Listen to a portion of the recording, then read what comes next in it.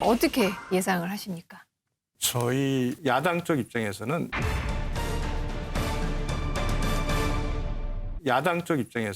단일화는 그 사직생의 상황이다.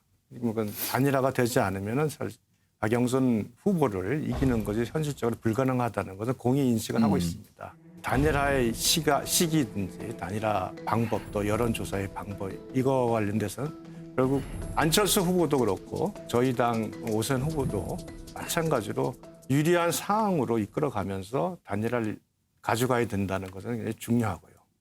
다만 그 4번으로 가는 것이 맞느냐, 2번으로 가는 것이 맞느냐에 있어서는 2번으로 가는 것이 결국은 화학적 결합이라는 차원에서 굉장히 중요하다고 봅니다.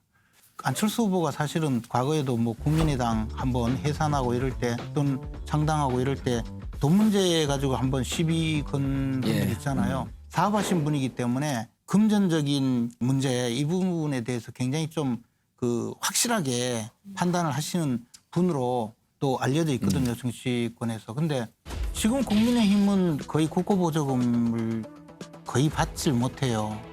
아마 인건비조차 조달이 잘 안 되는 걸로 제가 듣고 있어요. 그런데 국민의힘은 그래도 상당한 국고보조금 또는 선거 때 보조금을 받을 수 있거든요. 저는 그런 필요성이 있다면 뭐 오지 마라 해도 오지 않겠느냐. 그렇죠. 그런데 자꾸 지금 뭐 4번을 2번으로 해야 된다. 나는 도대체 저 이야기를 왜 하는가. 국민의힘에서는 이미 패배감의 표현이에요, 그게. 패배감의 표현뿐만 아니라 더 나가서 우리가 내줄 테니까 당에 들어와서 경쟁하자라는 자꾸 시그널만 주는 것 같아요. 그래서 그런 이야기를 하는 분들은 지금 현재 뛰고 있는 오세훈 후보 또는 과거 4명 후보를 상당히 추락시키는 원인이 되기도 했다고 생각해요.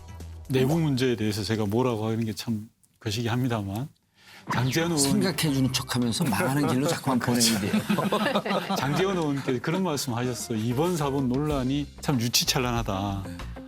김재원 의원님 말씀처럼 2번으로 하게 되면 선거 비용이나 운동에 있어서 상당한 도움을 받게 됩니다. 근데 또 4번으로 못할 일이냐? 못할 일이 아니라고 생각합니다. 과거에 박원순 전 시장께서는 기호 10번으로 당선도 됐습니다.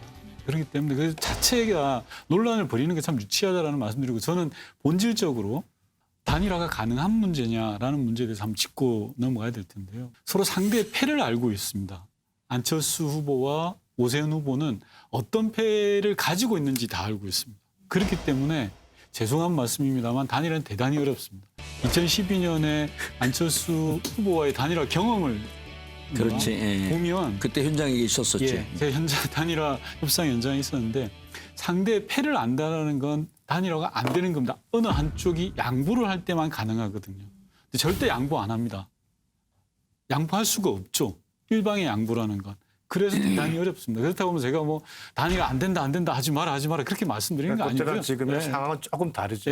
근데 뭐 저렇게 고사드리는 거 아니고 그러니까 뭐 국민의힘에서 판단할 일입니다. 그러나 객관적으로 보면 사람은 잘 안 바뀌더라. 안철수 부분에 대해서 제가 이제 마지막 한 말씀 드리면은 사람은 쉽게 안 변한다는 그건 맞는 말씀입니다. 그런데 중요한 순간이 되면 자기가 더 이상 물러날 수 없다 그러면 결국은 패를 던질 수밖에 없고 이번에는 과거 같은 어떤 결과에 대한 불복이나 이런 모습으로는 안 나올 거다. 저는 개인적으로 큰 신뢰를 갖고 있습니다.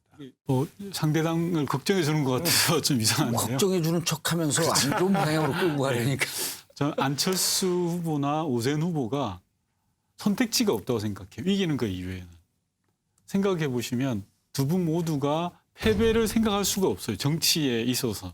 아름다운 패배가 없는 단일화예요. 죽자 살자 막장 드라마예요. 그래서 죄송합니다만 이 단일화 과정이 굉장히 어렵게 굴러갈 것으로 보인다라는 말씀드립니다. 아마 투표용지 인쇄일 전날까지 정말 그 협상이 되면 천만다행으로 생각해야 될 정도까지 몰릴 수가 있겠죠.